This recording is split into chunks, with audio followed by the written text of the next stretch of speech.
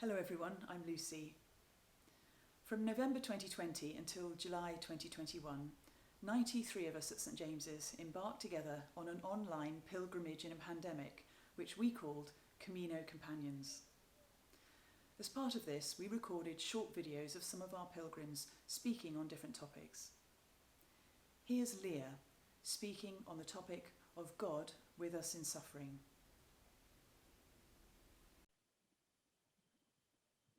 A few years ago, I joined 28 others from the St. James's community for a pilgrimage to Germany and Poland. We went there to visit sites associated with the Holocaust. It was an extraordinary week, full of heartbreak after heartbreak after heartbreak, with the occasional glimpse of kindness. And it was a real gift to share this experience in community.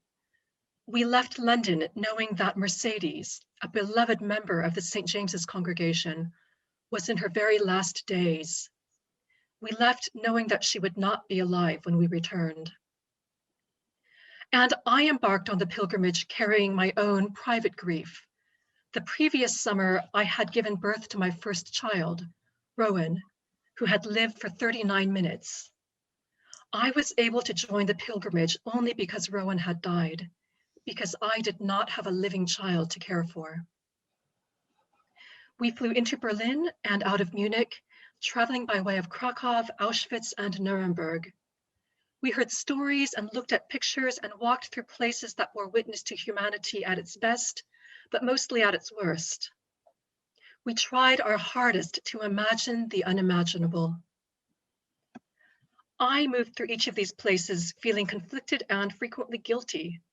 In the face of the unspeakable tragedies that we were learning about, I continued to nurture my own grief and to refract everything through it. For example, in Berlin and Krakow, we visited Jewish cemeteries that had been desecrated, the tombstones ripped from the ground and smashed. I thought of Rowan resting peacefully in the beautiful, quiet corner of London we had chosen for him. And I wondered, what right did I have to grieve? And yet I did. On the pilgrimage, it felt impossible for me to reconcile these vastly different scales of grief.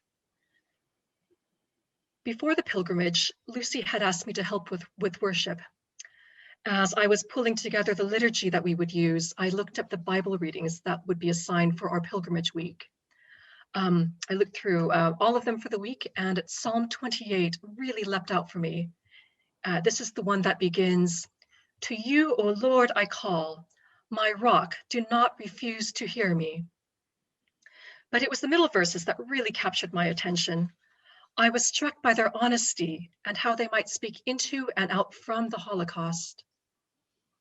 Do not drag me away with the wicked, with those who are workers of evil, who speak peace with their neighbors while mischief is in their hearts. Repay them according to their work and according to the evil of their deeds.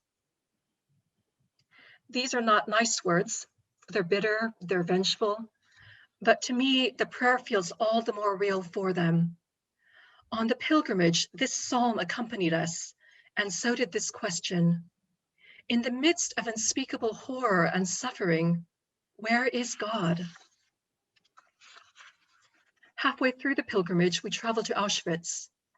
No words that I offer here can do justice.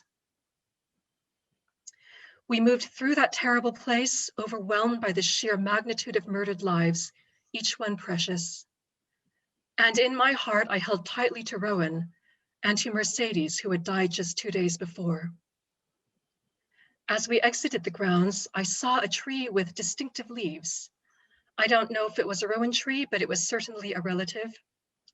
In the photos that I took from the other side of the boundary, you can see the branches and the leaves brushing against the barbed wire fence. And clearly visible behind it, you can see a chimney and the rooftop of a crematorium. Lucy saw me taking the photos. She asked what I thought they meant. I said, I don't know, maybe someday I will.